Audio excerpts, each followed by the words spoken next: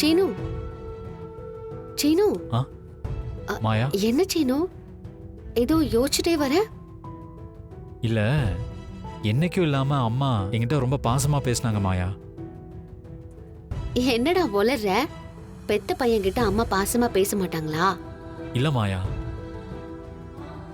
அவங்க இன்னைக்கு பேசின விதமே வேற மாதிரி இருந்துச்சு. வேற மாதிரினா? அன்பா அக்கறையா தான் பேசினாங்க, ஆனா வழக்கத்தை விட அதிகமா இருந்துச்சு. அதிகமா இருந்தாலும் குறைச்சலா இருந்தாலும் அன்பும் அக்கறையும் சந்தோஷமான விஷயம் தானே. எனக்கே இதை கேட்கும்போது ரொம்ப சந்தோஷமா இருக்கு சீனு. உனக்கு ஏன் அவங்க மேல சந்தேகம் வந்துச்சு? பேச்சோட பேச்சா அவங்க ஜீவாவை பத்தி கேட்டாங்க. ஜீவாவை பத்தியா? ஆமா மாயா. என்ன கேட்டாங்க? அவனை பத்தி தெரிஞ்சுதா? அவன் எங்க இருக்கான், என்ன பண்றான்? நீ சொல்லிட்டியா? அவங்க பேசின விதத்துல சொல்லிடலாம் தான் வாய் வந்துச்சு. அப்புறம் அவங்க ஏன் என்கிட்ட ஜீவாவை பத்தி பேசுறாங்க, ஏன் தகவலை தெரிஞ்சுக்க விரும்புறாங்கன்னு எனக்குள்ள ஒரு கேள்வி வந்துச்சு. உடனே அலர்ட் ஆயிட்டேன், சொல்லல. அப்பாடா, புத்திசாலித்தனமா ஒரு வேலை பண்ணிருக்கேன். உனக்கும் எனக்கு ஜீவாவை பத்தி தெரிஞ்சிருக்குன்னு அவங்க மோப்பம் பிடிக்க ஆரம்பிச்சிட்டாங்க. நம்ம ரொம்ப ஜாக்கிரதையா இருக்கணும்.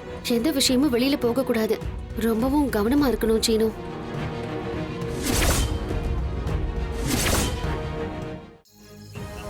நிச்சயமா ஜீவாவுடைய உண்மையை பத்தி சீனுவுக்கு தெரியும். அவன் அந்த மாயா பேச்சு கேட்டு மறைக்கிறான். புவனேஸ்வரி சொன்ன மாதிரி சீனுவை பார்த்துட்டே இருந்தா மட்டும் போதும். அவனும் மாயாவும் பேசுறத, அவன் போன் பேசுறத கூர்மையா கவனிச்சா மட்டும் போதும். நமக்கு அதுல ஒரு சின்னதா க்ளூ கிடைச்சா கூட நம்ம உண்மையை கண்டுபிடிச்சிடலாம். அண்ணி, நீங்க இனிமே தப்பி தவறி கூட ஜீவாவை பத்தி அவங்க கிட்ட போய் பேசிடாதீங்க.